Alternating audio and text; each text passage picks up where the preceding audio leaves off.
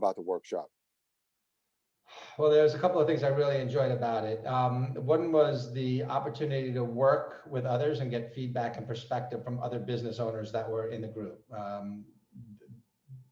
Sometimes you can't read your own label because you're inside the jar, right? And people who sit outside and they don't know you and they don't know your business aren't hampered by the constraints that you have in your own head, Yeah. or at least that I had in my own head. So that was, I'd probably say, the first thing. The second thing was it was really a process. It was really a tool that allowed me to gather the resources that we did have, figure out how to repurpose them, and figure out what would be a reasonable way to take the next steps to move along.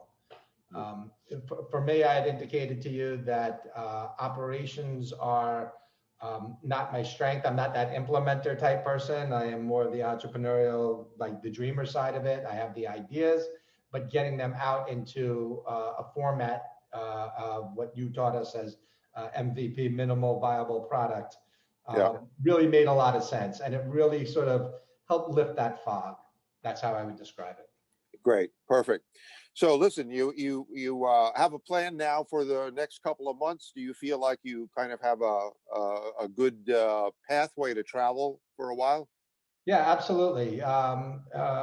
We did the homework, we laid it out, and we met one Monday every week for 4 weeks. And what I just decided to do was hold that Monday open at the same time slot for myself, just to have focus time, to just focus on moving this project ahead.